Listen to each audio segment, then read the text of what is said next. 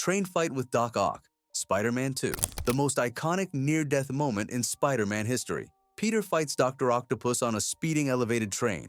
Doc Ock damages the controls and bails, leaving the train hurtling toward the end of the tracks. Peter has to stop an entire train using his body and webs.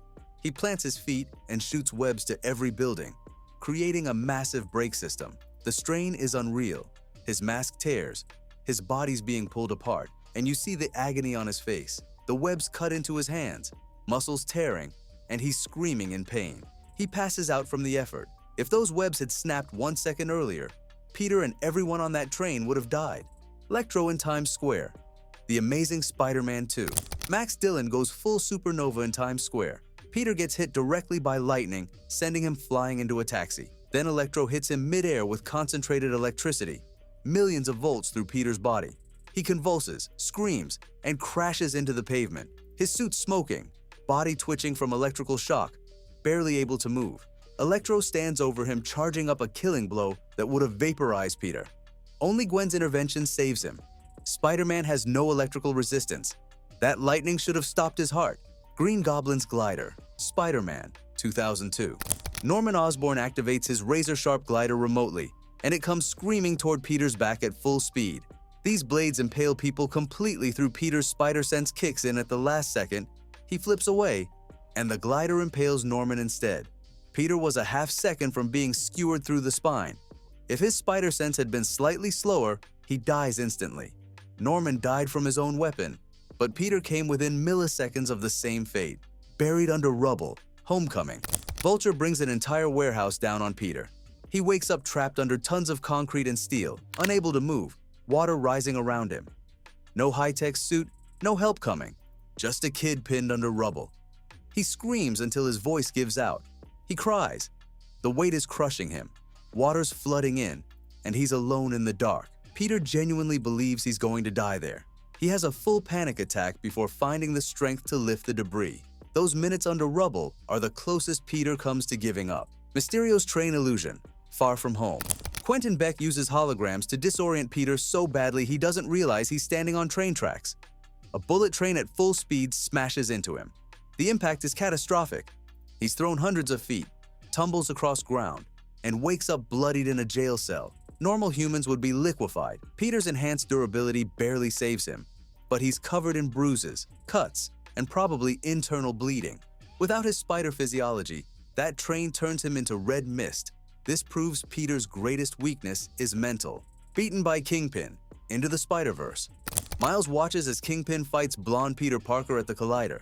Peter's already injured and weakened from the battle. Fisk is absolutely massive compared to him. Peter's hurt badly, struggling to get up, mask torn, and body failing. The Collider's energy is tearing him apart from the inside. He's bleeding, disoriented, and knows he can't win this fight. Kingpin stands over him ready to finish it. Peter looks at Miles one last time before Kingpin kills him with a single brutal strike. Miles watches Spider-Man die right in front of him.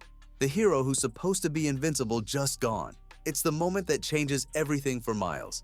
Venom symbiote corruption. Spider-Man 3. Peter almost dies from himself. The symbiote is draining his life force. He's not sleeping, increasingly violent, and the suit's permanently bonded. When Peter tries removing it at the church, the symbiote fights back viciously. It wraps around his throat, choking him, refusing to let go. Peter's ripping at his own skin, screaming as the living suit tears from his body. The bell tower's sonic vibrations are the only thing weakening it. If Peter hadn't found that bell tower, the symbiote would have consumed him completely. Lizard's sewer attack. The Amazing Spider-Man. Dr. Connors transforms into the lizard and attacks Peter in the sewers. The lizard is bigger, stronger, and faster in tight underground tunnels. He grabs Peter by the throat, slams him into walls repeatedly, and nearly bites his head off. The lizard's claws slash Peter's chest, drawing blood, and throws him into sewage water. Peter's drowning in filthy water while the lizard stalks him like prey. He's injured, disoriented, and the environment favors the lizard. Peter barely escapes by webbing him up and fleeing. The snap. Infinity War. Peter doesn't almost die. He actually dies from Thanos' snap. But his spider sense makes him feel it coming. He tells Tony, "I don't feel so good," because his body's warning him he's terrified, clinging to Tony, apologizing, begging not to go. Peter feels himself dying at a molecular level. every cell breaking apart, and he's conscious for the entire process. He experiences death in slow motion thanks to enhanced senses. The fear in his voice, the desperation. Peter dies in Tony's arms, aware of every second. Ferry split in half. Homecoming. A Chitauri weapon misfires and cuts the Staten Island ferry in half. Hundreds of passengers are about to plunge into water.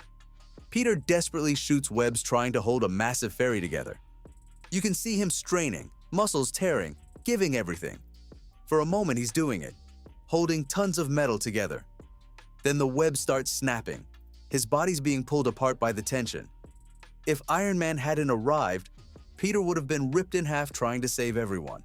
Falling from Washington Monument. Homecoming. Peter climbs the Washington Monument to save his friends in a malfunctioning elevator. The smooth surface gives him nothing to grip. He's slipping, nearly falling from hundreds of feet up. The elevator breaks free and plummets. Peter dives through the shaft, catches the falling elevator with webs, but the sudden stop yanks him downward. He's being dragged down, webs slipping, unable to hold the weight. If his webs had snapped, everyone dies and Peter probably gets crushed in the wreckage.